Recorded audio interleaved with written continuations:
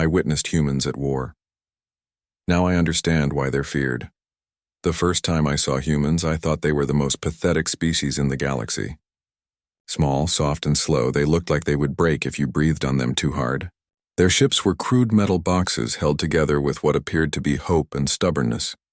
Their weapons were primitive projectile throwers that seemed better suited for hunting small animals than fighting in space battles. I am HFY, a military observer from the Zephyrian Empire. My species has conquered 47 star systems and enslaved dozens of alien races. We are tall, with thick armored skin that can stop most energy weapons. Our claws can tear through steel, and our reflexes are 3 times faster than most known species. When the Galactic Council assigned me to observe this new race called humans, I expected it to be boring duty watching weaklings get crushed by their first real enemy. The humans had just joined the galactic community 6 months ago. They came from a small blue planet called Earth, in an unremarkable solar system on the outer rim. Most species need thousands of years to develop space travel after discovering fire. Humans did it in less than 10,000 years. The Council was curious but not worried. Fast development usually meant unstable technology and weak military doctrine. I arrived at the human military station called Frontier Base 7, expecting to see a ramshackle operation run by incompetent amateurs. Instead, I found something that made my scales itch with unease. The base was perfectly organized. Every human knew their job and did it without wasted motion. Their commanders spoke in quiet voices, but when they gave orders, everyone jumped to obey instantly. The base commander was a human female named General Sarah Chen. She was smaller than most humans, barely reaching my shoulder, with graying hair and tired eyes. But when she looked at you, it felt like she could see straight through your soul. She welcomed me with the strange human custom of shaking hands, her grip surprisingly strong for such a small creature. "Observer HFY," she said in perfect galactic standard, "we're honored to have a warrior of your reputation here. I hope you'll find our operations educational." Educational, that word would haunt me for months. The humans were fighting a species called the hegemony, insect-like creatures that had been expanding aggressively for centuries. The hegemony had already destroyed 3 human colonies and was moving toward Earth itself. Most galactic powers would have surrendered by now or asked for council intervention. Humans did neither. "We don't surrender," General Chen told me during my first briefing. "It's not really in our nature." I learned that humans had been fighting each other for their entire history. They had perfected the art of war through constant practice on their own kind. Other species fought when necessary. Humans fought because it was Tuesday. The first battle I observed was a disaster. A human fleet of 30 ships faced a hegemony swarm of over 200 vessels. By all military logic, the humans should have retreated to fight another day. Instead, they charged straight into the enemy formation. The hegemony ships were living creatures bred for war, with natural armor and weapons that grew from their bodies. They moved like a school of deadly fish, turning and striking as one. The human ships looked clumsy in comparison, metal boxes that leaked atmosphere when hit. But something strange happened. When the human ships took damage, they didn't retreat. They didn't even slow down. I watched in amazement as a human destroyer, its hull cracked and atmosphere streaming from a dozen holes, rammed itself directly into a hegemony bioship 3 times its size. Both ships exploded in a ball of fire, but the human had taken out the hegemony's command vessel. This wasn't tactical genius. This was insanity. "Crazy bastards," I muttered, using a human curse I'd picked up. General Chen, standing beside me in the observation deck, heard my comment. "You think we're crazy?" "Yes," I said honestly. "Your people are throwing away their lives for no strategic gain." She smiled, and for a moment I saw something predatory in her expression that reminded me of the apex hunters on my homeworld. "Observer HFY, you're thinking like prey." The battle continued, and I began to notice patterns. Every time a human ship was destroyed, it was destroyed attacking. Never retreating, never trying to escape, always pushing forward. The hegemony, despite their overwhelming numbers, started to hesitate. Their perfect formation began to waver. "They're afraid," I realized aloud. "The hegemony has been expanding for 800 years, General Chen explained. They've conquered 67 species. Do you know what every one of those species had in common?" I shook my head. When they started losing, they tried to survive.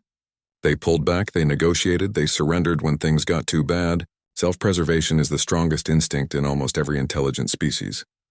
She paused, watching another human ship sacrifice itself to take out 2 enemy vessels. Almost every species. By the end of the battle, only 6 human ships remained out of 30, but they had destroyed over 80 hegemony vessels, including their fleet commander and most of their support ships. The survivors retreated, something the hegemony had not done in living memory. How? I asked. How did you win? We didn't win, General Chen replied. We just refused to lose. There's a difference. That night, I sent my first report to the Zephyrian High Command. I told them about the battle, about the impossible human victory against overwhelming odds.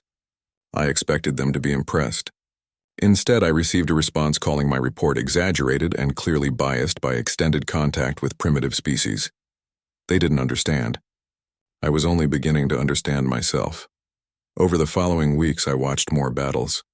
Each time the pattern repeated. Humans faced impossible odds with the same casual indifference they might show toward bad weather. They lost most of their battles by any reasonable measure, taking casualties that would break the spirit of any other species. But they kept fighting, and somehow the hegemony kept retreating. I began to study human history during my off hours.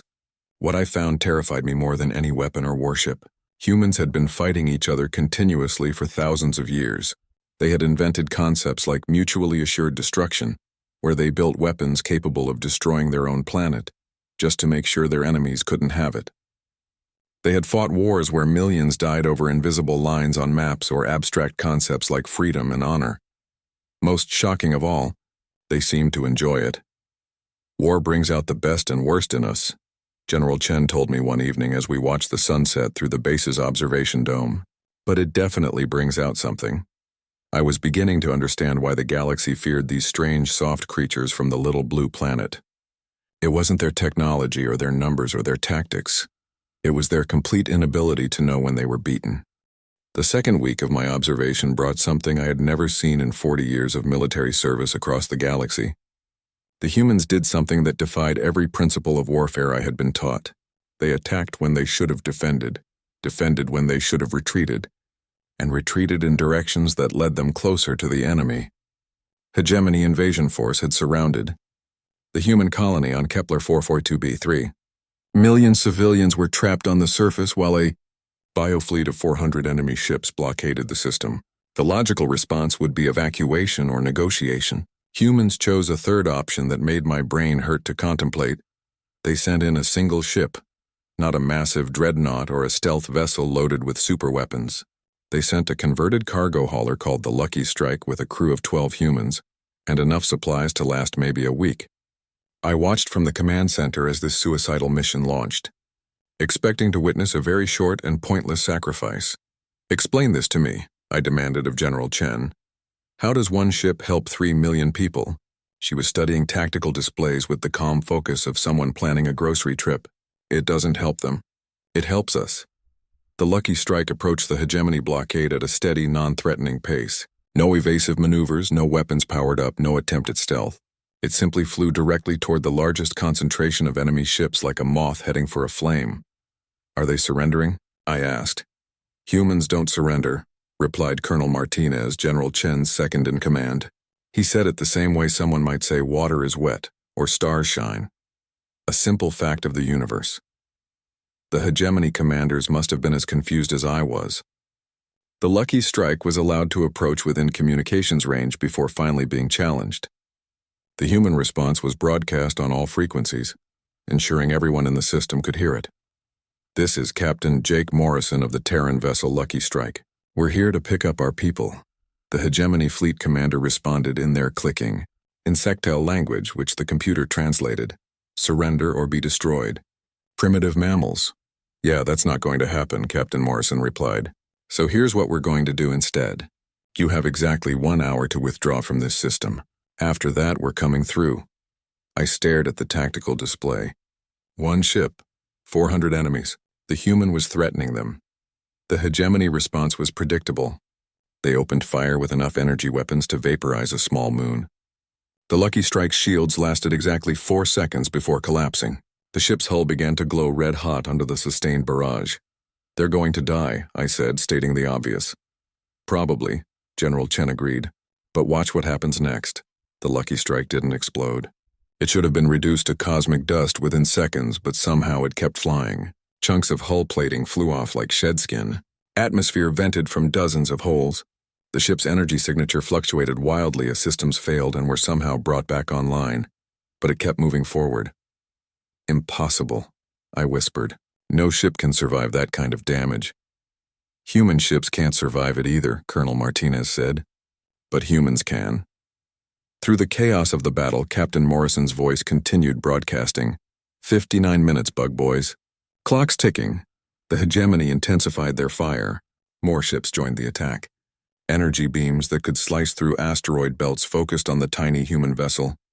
The Lucky Strike looked like it was flying through the heart of a star, surrounded by more destructive energy than most species could generate with their entire fleets. It kept going. How? I demanded. General Chen pulled up internal schematics of the Lucky Strike on her display. See these areas highlighted in red? Those are the absolutely essential systems needed to keep the ship moving and fighting. Everything else is just decoration. I studied the schematic. The essential systems made up maybe 15% of the ship's total volume. What about life support? Navigation?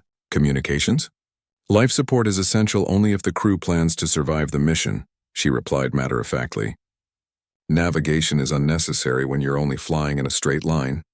Communications work as long as someone can shout into a microphone. The Lucky Strike had been stripped down to its absolute minimum. No redundant systems, no safety margins, no backup plans. It was designed for one purpose, to keep moving forward no matter what happened to it. 30 minutes, Captain Morrison announced. His voice was getting harder to understand through the static, but the message was clear. Something changed in the hegemony formation. The perfect coordination they were famous for began to waver. Ships that had been maintaining optimal firing positions started to drift. Their rate of fire decreased slightly. They're starting to worry, I realized. Good, General Chen said. That was the point. The Lucky Strike was now more wreckage than ship. Its hull looked like Swiss cheese, and I could see straight through it in several places. One engine was completely gone. The other two were barely functioning. But somehow, impossibly, it was still moving forward and still broadcasting threats. 15 minutes. Hope you bugs said goodbye to your egg mothers. By now, the entire hegemony fleet was focused on this single dying ship. 400 bioships poured enough firepower into one target to sterilize a planet's surface. The space around the Lucky Strike was so saturated with energy that sensors could barely penetrate the chaos. But every few seconds, Captain Morrison's voice would crackle through the interference. 10 minutes, 8 minutes, 5 minutes. That's when I understood the real plan. While 400 enemy ships focused all their attention and firepower on one crippled cargo hauler, they weren't watching anything else. They had pulled into a tight formation to maximize their weapons efficiency against a single target. Their sensors were overwhelmed by their own energy discharge. Their communications were jammed by the electromagnetic chaos of their own attack. They never saw the human fleet approaching from the opposite side of the system. General Chen had used the Lucky Strike as the ultimate distraction. 12 humans had volunteered to die horribly just to make the enemy look the wrong way for 30 minutes. It was brilliant, ruthless, and completely insane. Time's up, Captain Morrison announced just as 200 human warships dropped out of faster-than-light travel directly behind the hegemony formation. The battle that followed was unlike anything in recorded galactic history. The hegemony, caught completely off guard and bunched together in the worst possible formation, was slaughtered. Human ships tore through their ranks like wolves among sheep. In less than an hour, 400 enemy vessels were reduced to scattered wreckage.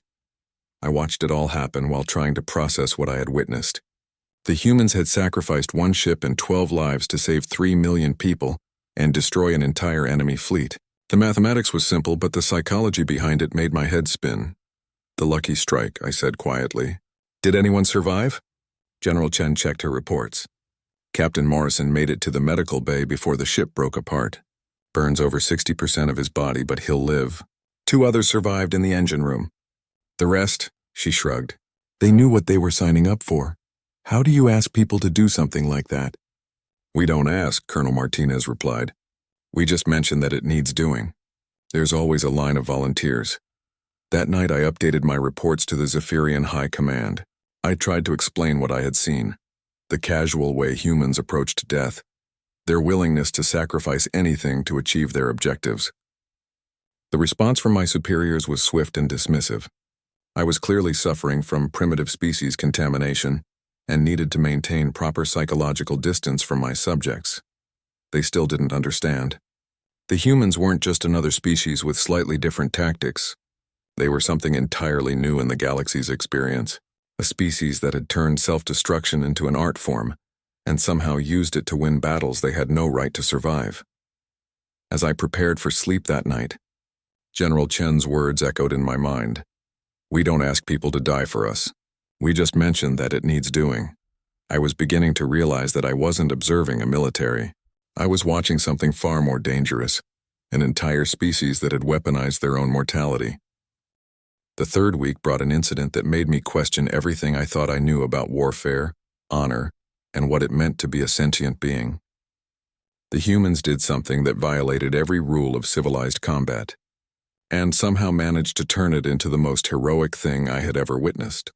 The hegemony had captured a human research station in the Proxima system.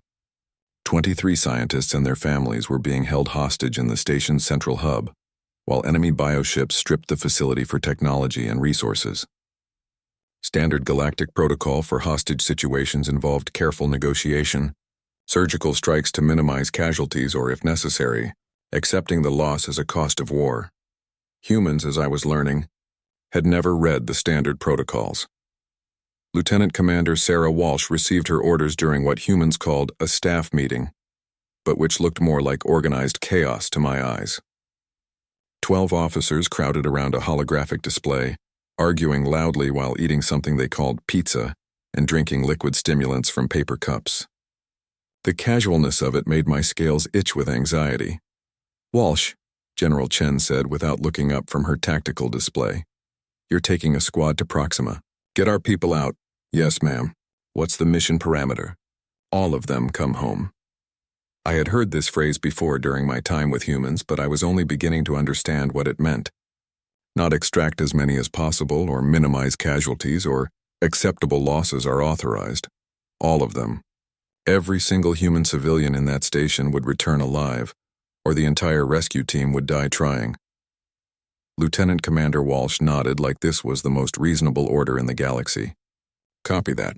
We'll need the Pequod for this one." The Pequod turned out to be the most disturbing spacecraft I had ever encountered. It wasn't built for exploration or even for fighting. It was built for one specific purpose: getting humans into places where humans had no business being and somehow getting them back out. Again. The ship looked like someone had taken a normal Corvette and rebuilt it from the inside out with the design philosophy of a guided missile. Everything non-essential had been stripped away. The crew quarters were barely large enough for humans to lie down in. The cargo bay had been converted into a medical facility that looked more like a battlefield surgeon's nightmare than a proper hospital. "She's beautiful, isn't she?" Lieutenant Commander Walsh said, running her hand along the ship's scarred hull plating. 47 successful extractions, 0 mission failures. How many crew casualties?" I asked, dreading the answer. "That's classified," she replied with a grin that showed too many teeth. "But let's just say we go through a lot of replacement personnel." The Pequod's crew consisted of 8 humans, each one apparently selected for their ability to function normally in situations that would traumatize most sane beings. The pilot was a woman named Torres who hummed cheerfully while calculating flight paths through enemy-controlled space. The demolitions expert, Kowalski, spent the entire briefing carving wooden figurines with a knife that looked like it could cut through starship armor. "Okay, people," Walsh announced as they prepared for departure. "Standard extraction protocol. We go in quiet, we get our people, we leave loud." "Questions?" A young soldier raised her hand. "Ma'am, intelligence shows at least 30 enemy bioships in the system. How do we avoid detection?" "We don't avoid anything, Corporal. We're going to fly straight through them." I must have made some sound of distress because every human in the briefing room turned to look at me. "Observer Keithavar," Walsh said, "you're welcome to monitor the mission from here. This might get a little intense. I'll come with you," I heard myself saying, "for observational purposes." The truth was I had to see this for myself. My reports to the Zephyrian High Command were being dismissed as exaggerations, but I couldn't abandon my duty as a military observer, even if that duty was driving me slowly insane. The approach to Proxima was a masterclass in human tactical thinking, which is to say it made no sense whatsoever. Instead of using stealth or trying to slip past the enemy patrol routes, the Pequod flew directly toward the largest concentration of hegemony ships at maximum velocity. "Contact in 30 seconds, Torres announced. "Hope everyone's feeling lucky today. What's the plan?" I asked Walsh, who was calmly checking her sidearm like she was preparing for a routine inspection. "Plan is simple," she replied. "The bugs think like bugs. Hive mind, perfect coordination, logical tactical responses. So we're going to do something completely illogical." The first hegemony patrol spotted them immediately. 3 bioships moved to intercept, their living hulls pulsing with bioluminescent threat displays. Standard procedure would be to turn and run or try to negotiate passage. The Pequod accelerated directly toward them. "This is where it gets fun," Torres said, her hands dancing over the controls. What happened next defied every principle of space combat I had ever learned. As the hegemony ships opened fire, the Pequod began to spin. Not the careful, calculated, evasive maneuvers of a trained pilot, but wild, seemingly random tumbling that should have torn the ship apart from centrifugal force. But Torres wasn't flying randomly. She was flying unpredictably.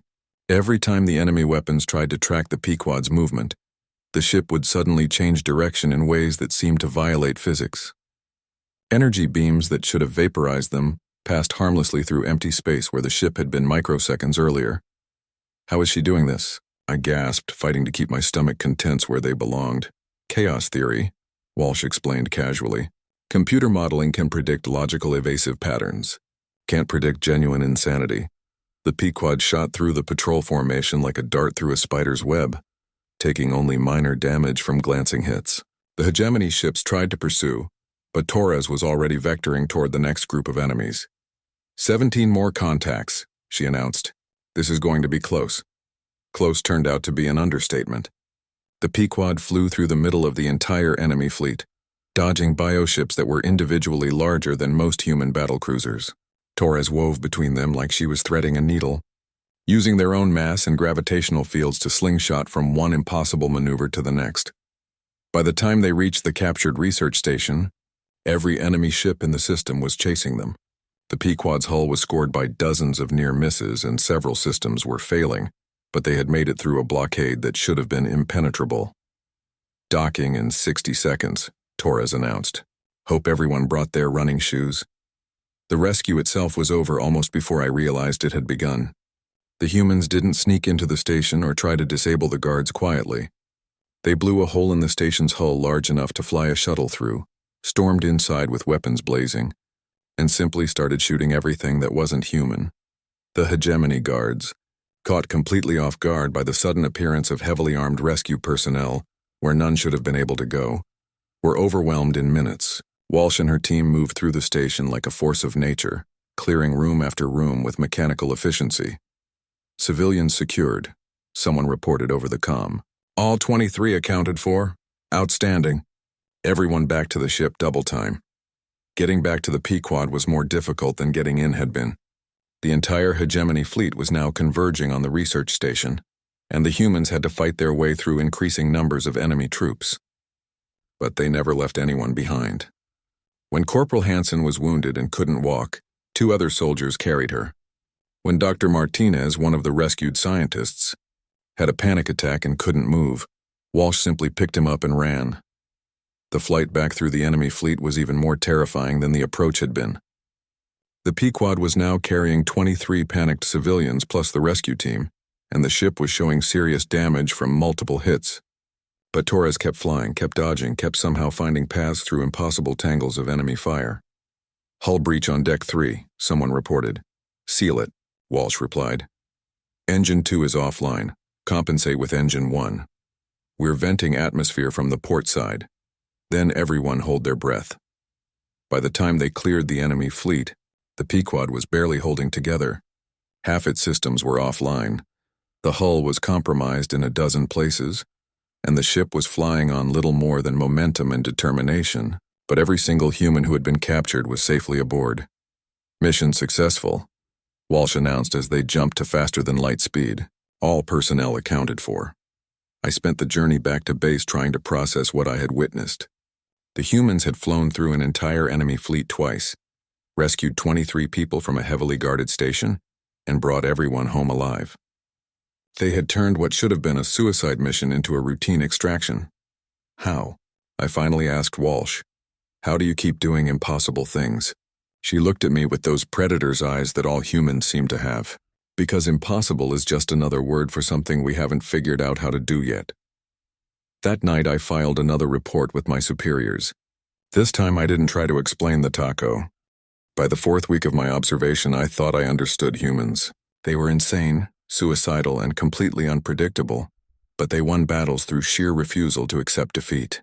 Then they showed me something that shattered every assumption I had made about them, and I realized I hadn't understood anything at all.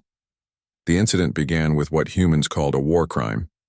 The hegemony had attacked a civilian medical facility on the colony world of New Geneva, killing over 2,000 patients, doctors, and nurses. The facility had been clearly marked with medical symbols recognized throughout the galaxy, and its non-combatant status was protected by numerous interstellar treaties. Most civilized species would have filed formal complaints with the Galactic Council, demanded reparations, or at most conducted a proportional response against a similar enemy facility. What humans did instead changed the course of the war and fundamentally altered my understanding of what they were capable of when truly angry. I was in the command center when the news arrived.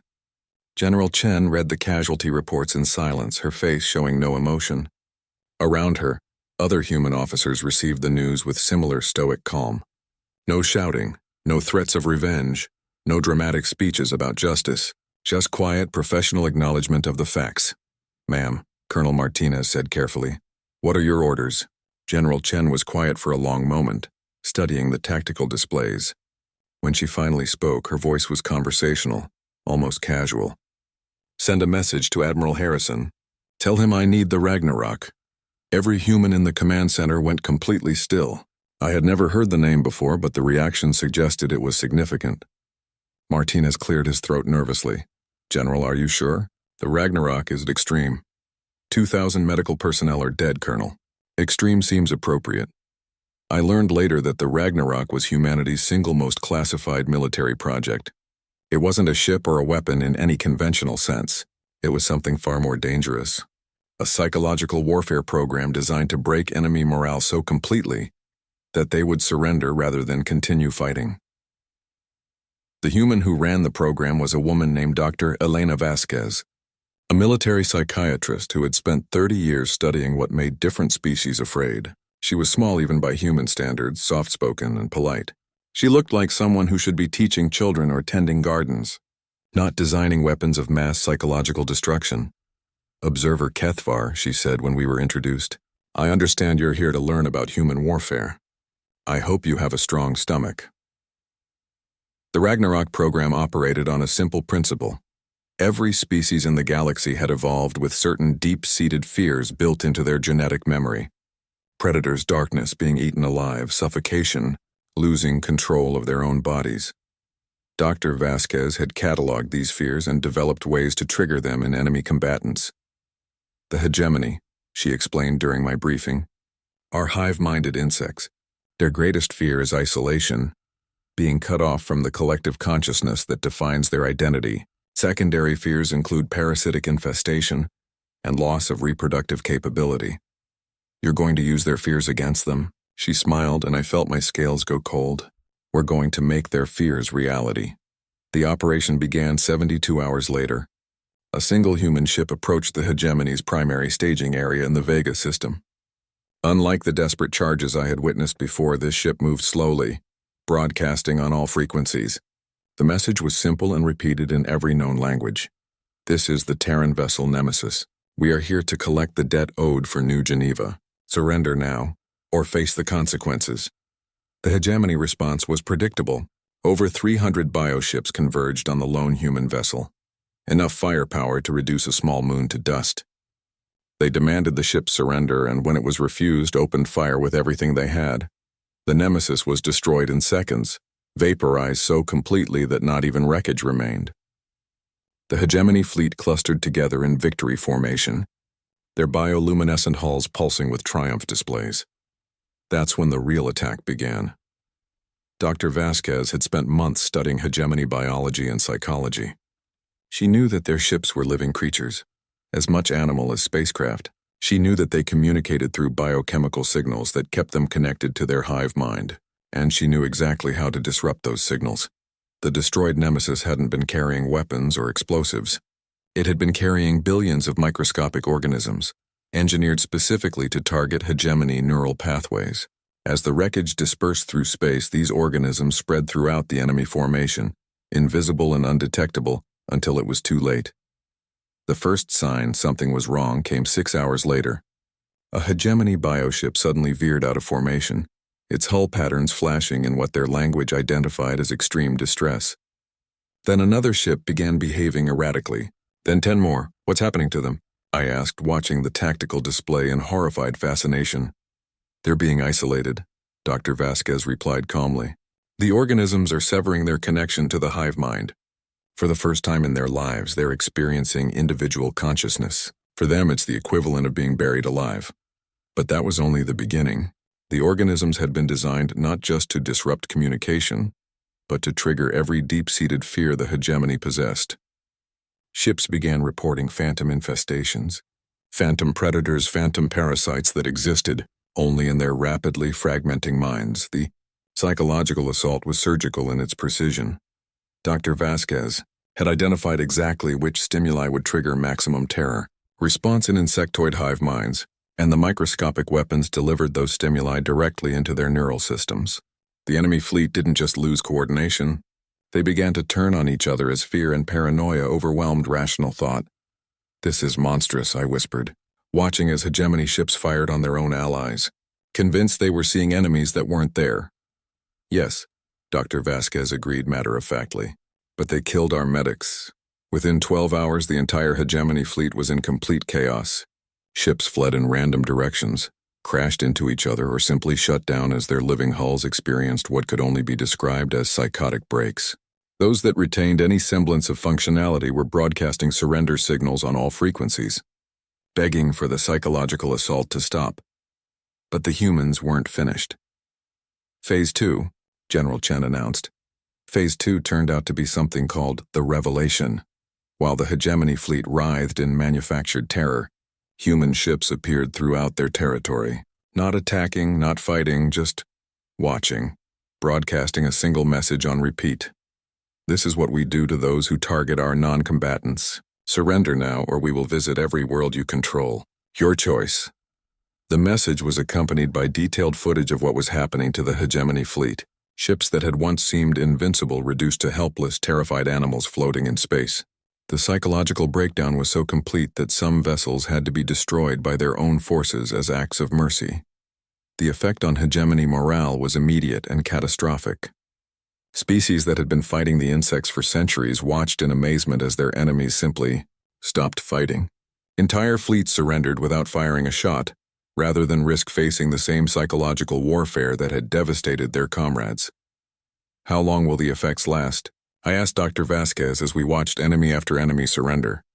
"For the directly affected ships, the organisms will naturally die off in about a week, and normal brain function will return. But the psychological impact?" She shrugged. "Every hegemony in the galaxy now knows that we can reach inside their minds and turn their worst fears against them. That kind of terror doesn't fade quickly."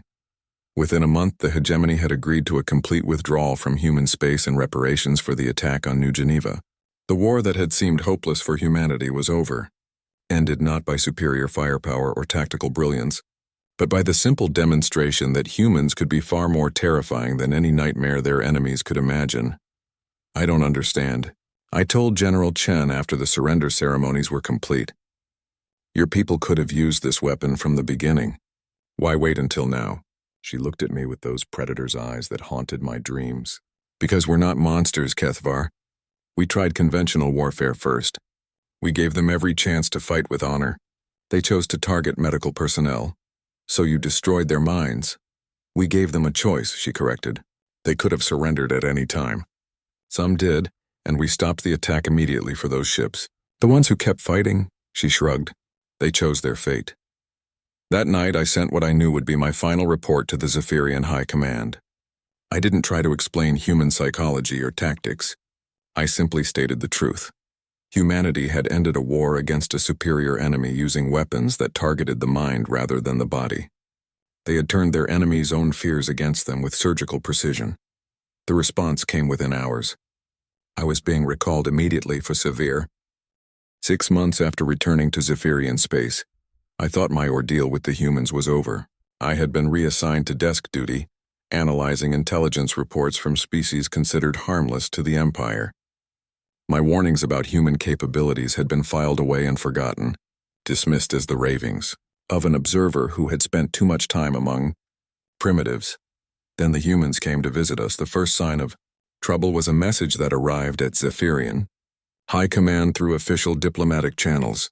It was polite, professional, and absolutely terrifying for anyone who understood what humans were really capable of. Greetings to the Zephyrian Empire from the Terran Federation. We would like to arrange a cultural exchange program and discuss mutual defense treaties. We are sending a diplomatic vessel to your capital system. Please extend all appropriate courtesies to our ambassador. The message was signed by someone called Secretary of State Harrison, and it included detailed technical specifications for the human diplomatic ship. What those specifications revealed made my blood run cold. The ship was called the Constitution, and it was supposedly a civilian diplomatic vessel. According to the technical readouts, it displaced about the same mass as a Zephyrian heavy cruiser. It carried a crew of 300, including cultural attachés, trade representatives, and scientific researchers. It also mounted enough firepower to level a planet. This is a warship, I told Admiral Vorth, my superior and one of the few officers who occasionally listened to my concerns about humans. They're calling it a diplomatic vessel, but look at these weapon systems. Admiral Vorth studied the specifications with the casual interest of someone examining a new type of civilian transport. These seem like reasonable defensive systems for a ship traveling through potentially hostile space. Admiral, this ship carries 60 missile tubes, point defense arrays that could stop an asteroid swarm, and something called a kinetic bombardment system. These aren't defensive weapons. He set down the report. Perhaps you should greet them when they arrive. Since you have experience with human culture, the Constitution dropped out of faster-than-light travel at the edge of our home system 3 days later, and immediately every military sensor in the system focused on it. What they saw was both reassuring and deeply disturbing. The ship was exactly what its specifications claimed: a diplomatic vessel designed for long-range missions in potentially dangerous space. It made no aggressive moves, followed all traffic control instructions, and broadcast friendly greetings in perfect Zephyrian. The crew who came aboard our space station for formal meetings were polite, professional, and genuinely interested in cultural exchange. They were also, without exception, terrifying. The human ambassador was a woman named Patricia Wells, a career diplomat with 30 years of experience in interspecies relations. She was grandmother age by human standards, with gray hair and a warm smile that made you want to trust her completely. She brought gifts from Earth, including something called chocolate, that turned out to be a mildly addictive stimulant most Zephyrians found irresistible. "Observer Kethvar," she said when we were introduced, "I've read your reports on our military operations. Very insightful observations." The fact that she had access to my classified intelligence reports sent a chill down my spine, but I maintained diplomatic protocol. "Ambassador Wells, welcome to Zephyria. I hope your visit will be productive." "Oh, I'm sure it will be," she replied with that grandmother's smile. "We have so much to learn from each other." The cultural exchange program began innocently enough. Human researchers toured our museums and libraries, exchanging information about art, literature, and scientific discoveries. Zephyrian scholars visited the Constitution to learn about Earth culture and technology. Everything was open, friendly, and completely civilized, but I noticed things that others missed. The human cultural attachés asked very specific questions about our military history, our defensive capabilities, and our relationships with other species. The trade representatives showed particular interest in our industrial infrastructure and resource production. The scientific researchers spent a lot of time studying our transportation networks and communication systems. They were mapping us, learning everything they could about how our society functioned, how our military operated, and where our vulnerabilities lay. And they were doing it all with smiles and gifts of chocolate. "They're intelligence gathering," I reported to Admiral Vorth after the first week of visits. "Of course they are," he replied, as if this was the most natural thing in the galaxy. "Just as we're gathering intelligence on them. It's standard diplomatic protocol. But this wasn't standard intelligence gathering. The humans were operating on a level of sophistication that made our efforts look like children playing with toys. They didn't steal information or hack our computers. They simply talked to people, asked innocent questions, and somehow managed to learn everything they wanted to know through casual conversation. Ambassador Wells demonstrated this during a formal dinner with the Zephyrian High Council. While discussing Earth's climate and geography, she somehow steered the conversation toward our own planet's weather patterns, agricultural production, and natural resources. By the end of the meal, she knew more about Zephyria's economic infrastructure than most of our own government officials. "Your world is beautiful," she told Council Leader Thane.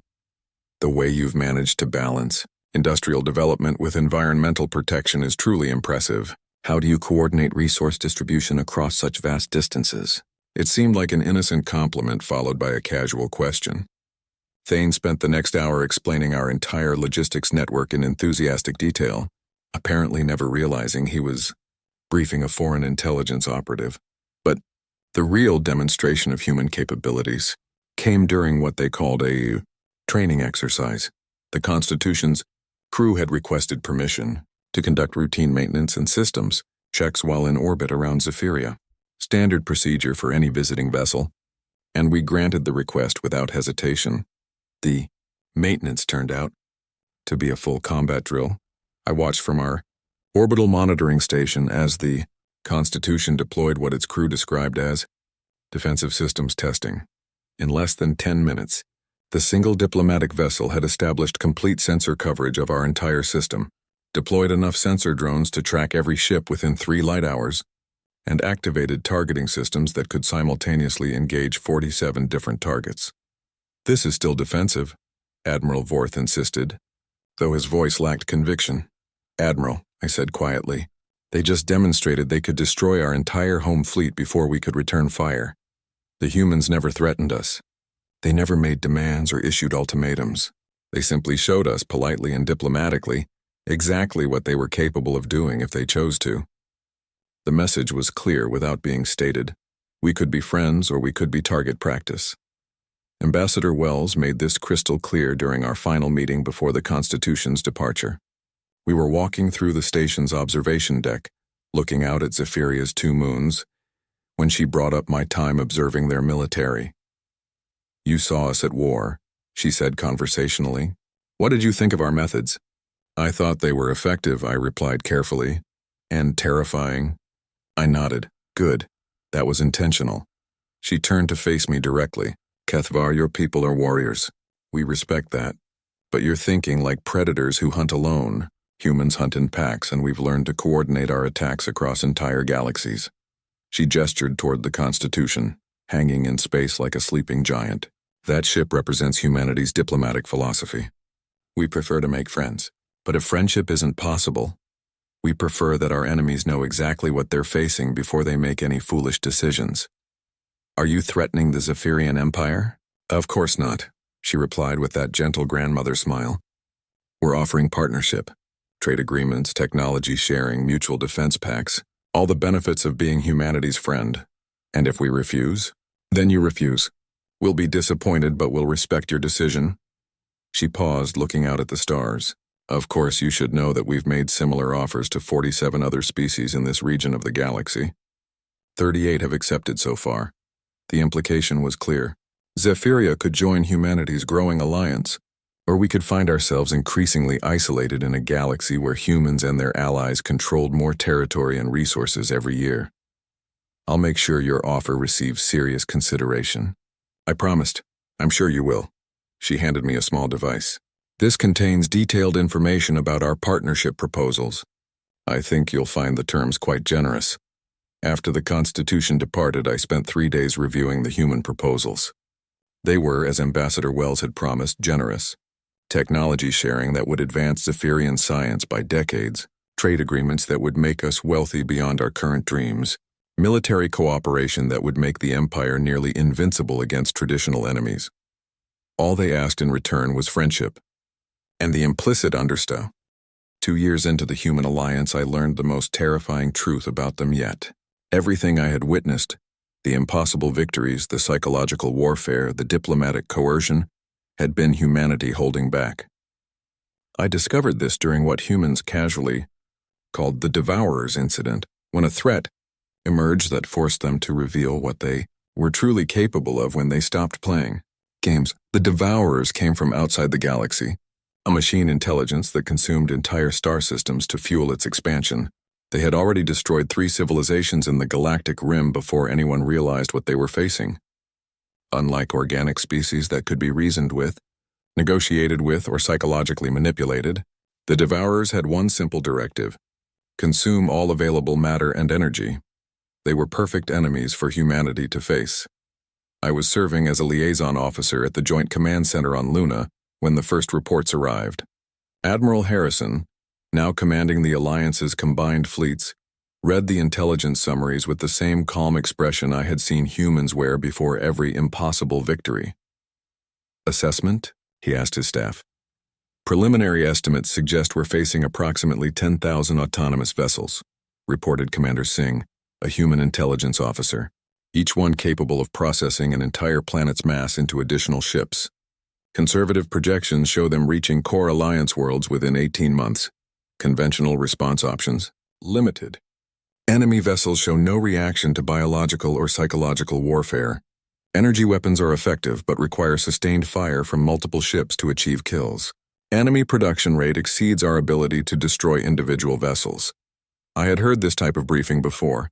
Impossible odds, superior enemy forces, certain defeat by any reasonable calculation. I waited for the humans to start planning their typically insane response. Instead, Admiral Harrison turned to a woman I had never seen before. She was young even by human standards, with the pale complexion of someone who spent most of her time in underground facilities. When she spoke, her voice carried the authority of someone accustomed to giving orders that shaped the fate of civilizations. Dr. Sarah Chen, apparently humans liked naming their children after successful generals, bring up Project E. Terminus, the holographic display filled with technical schematics that made my brain hurt to look at. I recognized some elements from human weapons technology, but most of the designs were completely beyond my understanding. The scale alone was staggering. These weren't ships or weapons. They were engineering projects that spanned multiple star systems.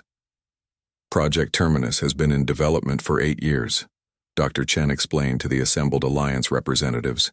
We began planning it shortly after first contact with galactic civilization, when we realized we might eventually face threats that conventional warfare couldn't handle. What exactly is it? Asked Ambassador Takar, representing the Andromedan Collective. Total war, Dr. Chen replied matter-of-factly.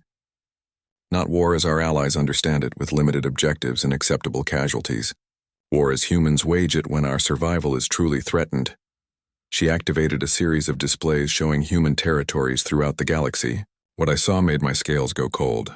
Every human world, every space station, every outpost was connected by a network of something. Energy conduits, maybe, or data transmission systems. The entire human civilization had been wired together into a single massive machine. For the past 8 years, every human colony has been building components of the Terminus system, Dr. Chen continued. Mining operations that look like they're extracting resources for normal industrial use. Research facilities that appear to be working on civilian technologies. Manufacturing plants that seem to be producing standard equipment. But they're not, I said, beginning to understand. No. Every human in the galaxy has been working on Terminus without most of them knowing it. We've been building the most powerful weapon system in galactic history, and we've been hiding it in plain sight. Admiral Harrison activated another display.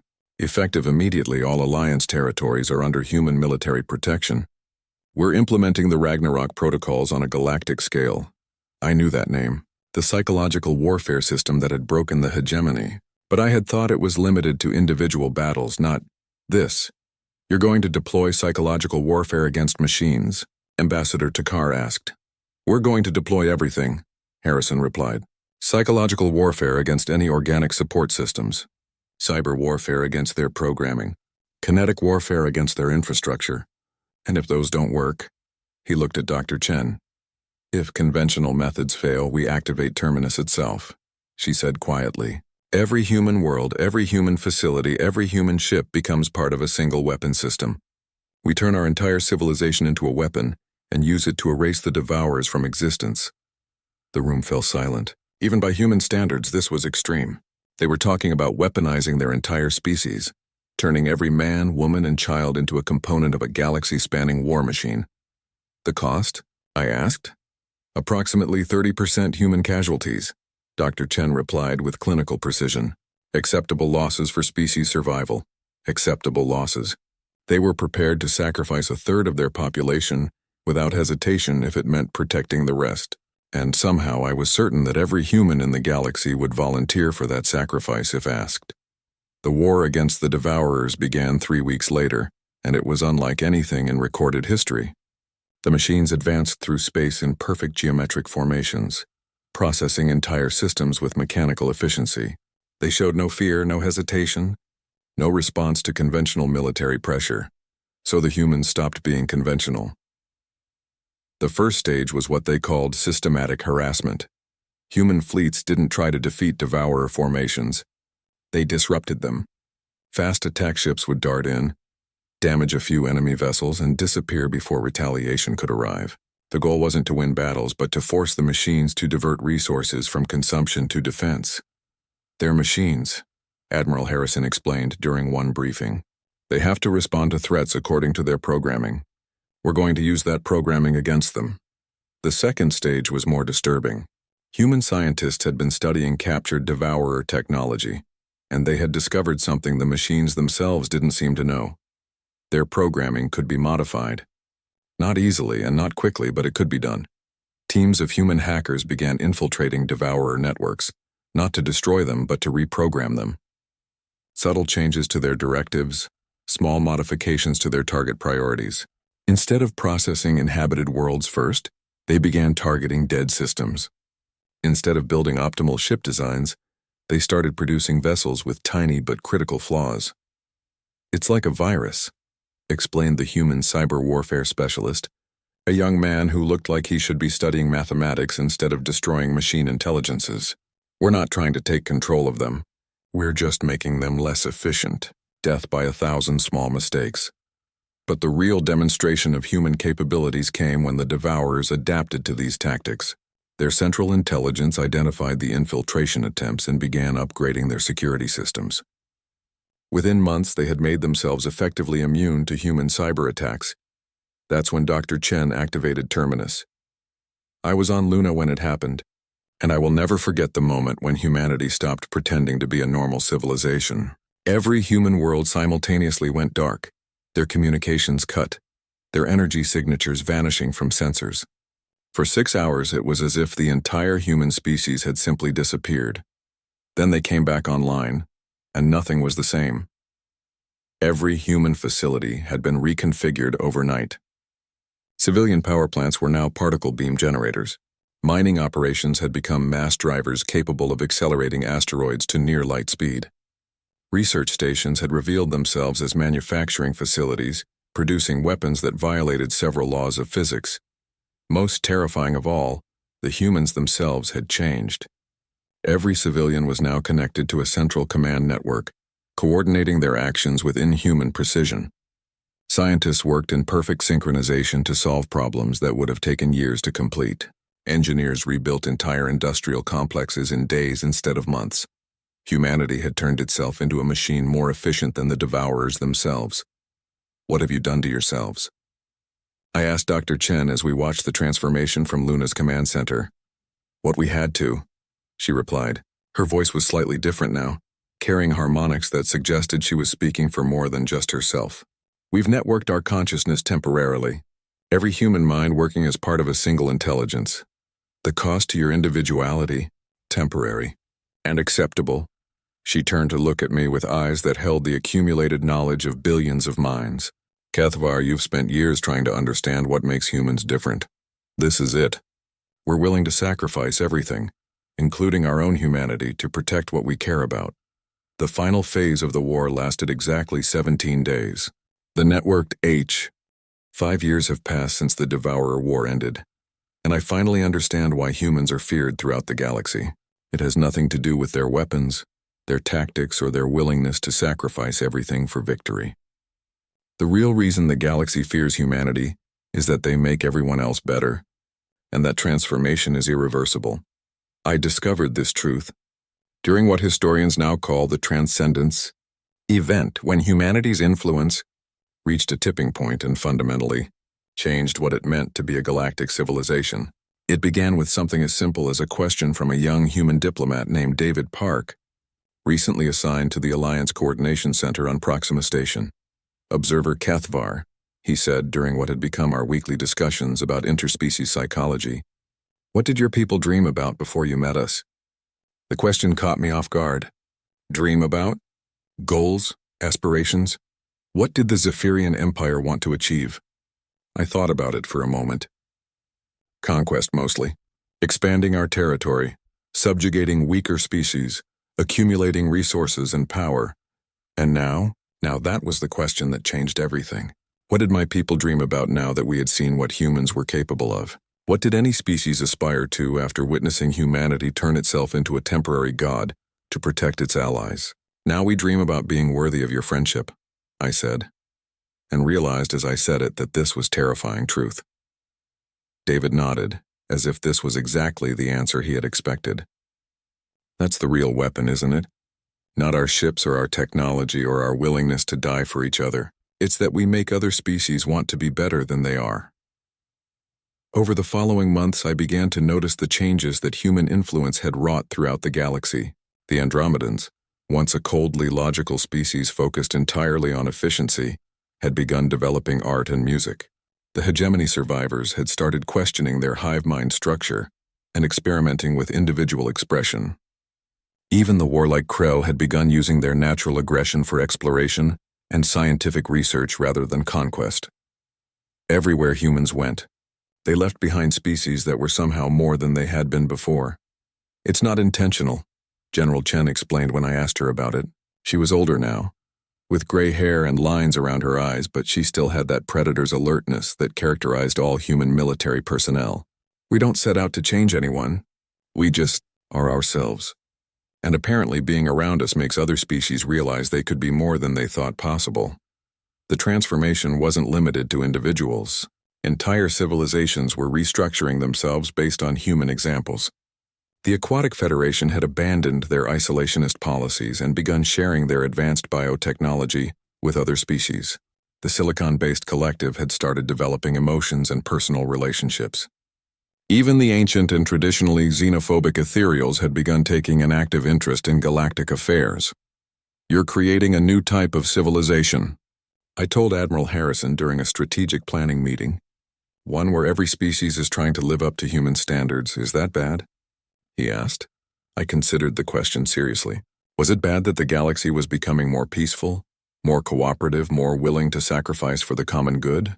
Was it bad that species were abandoning conquest in favor of exploration, choosing cooperation over domination?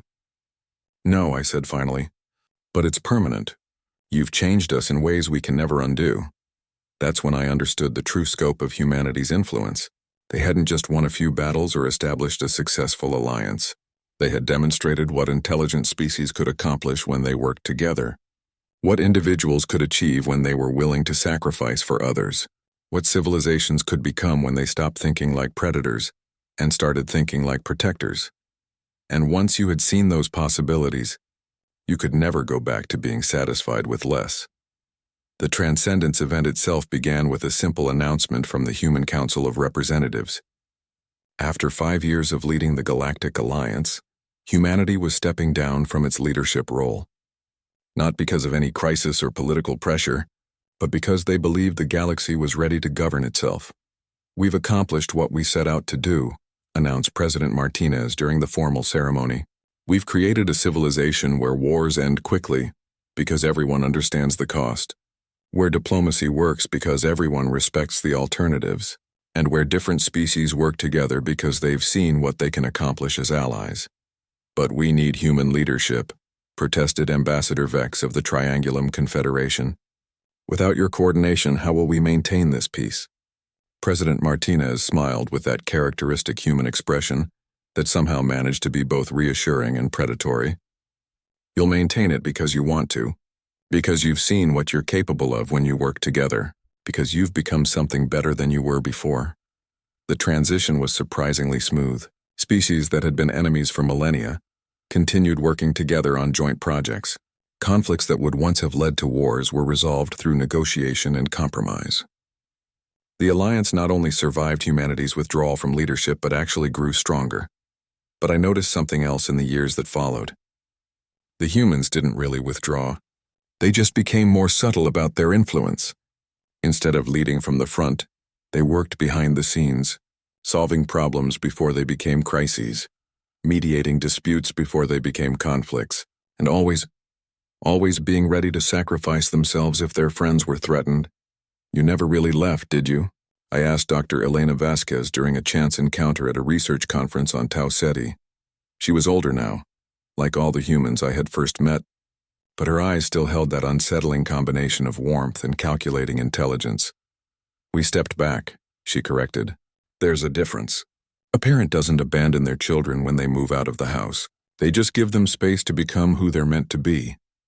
And if something threatens the galaxy again, she smiled that grandmother's smile that had once terrified me. Then we'll be there. We'll always be there. That's what humans do. As I write this final report 10 years after first observing human military operations, I realize that I never truly understood what I was witnessing. I thought I was watching a species fight for survival. What I was actually seeing was humanity's long-term strategy for galactic peace.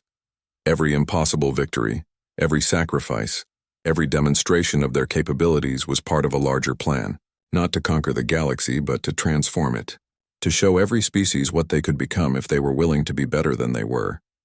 The galaxy fears humans not because they are strong, but because they make everyone else strong. Not because they are dangerous, but because they make everyone else dangerous to those who threaten peace. Not because they are different, but because they prove that different species can become something greater together than they ever could alone. Humanity's greatest weapon was never their technology or their tactics or their willingness to die for each other. Their greatest weapon was hope. The hope that things could be better, that species could change, that the galaxy could become something more than it had ever been before. And that hope, once given, can never be taken away. Today, children of dozens of species grow up dreaming of joining human exploration fleets. Scientists collaborate across stellar distances on projects that seemed impossible just years ago. Former enemies work together to solve problems that threaten everyone. Wars still happen, but they end quickly because everyone remembers what humans showed them about the cost of conflict. The galaxy is not perfect, but it is becoming something that would have been unimaginable before humanity arrived. A place where different species genuinely care about each other's welfare. As for me, I have requested permanent assignment as a human cultural observer. Not because my superiors ordered it, but because I cannot imagine returning to a civilization that has not been touched by human influence. I have seen what we can become, and I want to be part of that future. The humans are right about one thing. Once you have seen what is possible, you can never go back to being satisfied with what was, and perhaps that is the most human thing of all, the belief that tomorrow can always be better than today, no matter how impossible it seems. I have witnessed humans at war, and now I understand why they are feared. Not because they destroy their enemies, but because they transform them into friends. Not because they conquer civilizations, but because they inspire them to become something worthy of conquest. Humanity's greatest victory was never military. It was proving that peace is possible, even in a galaxy full of predators. And that may be the most terrifying truth of all.